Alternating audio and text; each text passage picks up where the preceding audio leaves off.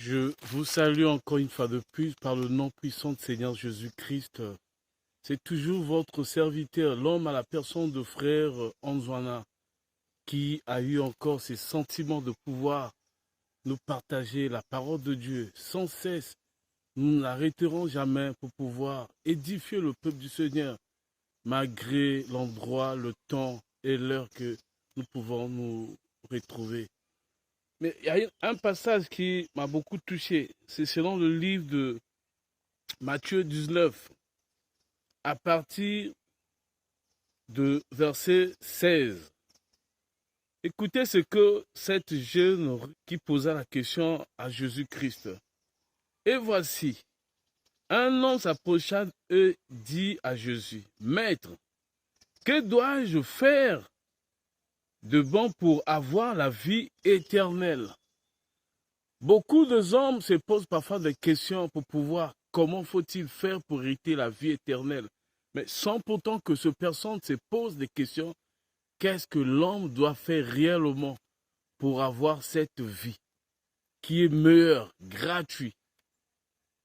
Cette vie n'est que la garantie de notre âme et de notre esprit, parce que là, nous vivrons une vie éternelle. Mais la réponse de Jésus-Christ dit, le verset 17, il lui répondit, pourquoi m'interroges-tu sur ce qui est bon? Un seul est le bon. Si tu veux entrer dans la vie, observe les commandements, lesquels lui dit-il, point. Tu ne commettrais point d'adultère, tu ne déroberas point, tu ne diras point de faux témoignages, honore ton père et ta mère, et tu aimeras ton prochain comme toi-même. Ah, cette grande piège nous suit parfois. Beaucoup de gens disent que je fais mes aumônes, je respecte la loi de la nature, je respecte mes parents, j'aime mes frères, je ne commets pas l'adultère. Et Jésus répondit, tu ne tueras point, tu ne commettras point d'adultère, tu ne déroberas point, tu ne diras point de faux témoignages, honore ton père et ta mère, tu aimeras ton prochain comme toi-même. Le verset 20, le jeune homme lui dit, j'ai observé toutes ces choses, que me manque-t-il encore? Jésus lui dit, si tu veux être parfait, va, vendre ce que tu possèdes, donne-le aux pauvres, et tu auras un trésor dans le ciel. Compliqué. Tu peux bien observer tous ces principes et ces lois.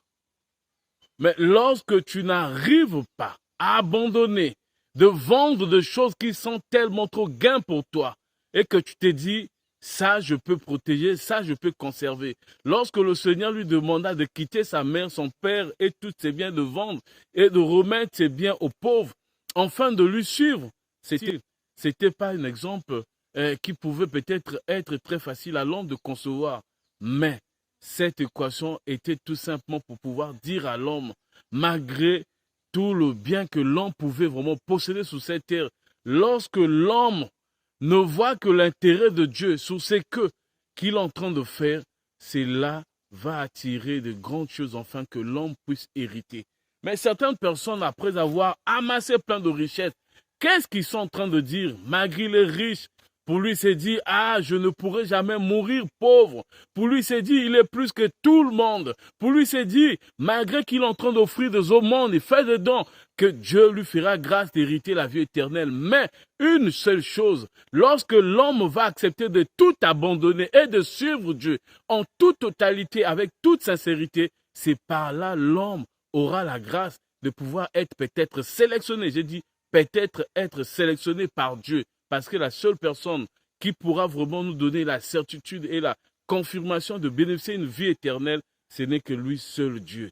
Frère, malgré tes aumônes que tu fais, malgré tes dons que tu donnes, malgré tous ces avoirs que tu as, essaie de te poser la question, malgré. Est-ce que tu es toujours attaché au bien de ce monde ou bien que tu as franchi cette cape de celui qui se dit, moi Seigneur, je me remets entre tes saintes mains, je respecte tes principes et que je me donne parce que tous ces gains que malgré j'ai amassés ne m'attirent jamais. Même pour moi, la vie éternelle, c'est la meilleure de tout. Que Dieu vous bénisse. Soyez vraiment scotchés dans notre chaîne, les amis de Daniel, 100% chrétienne. Que Dieu vous bénisse.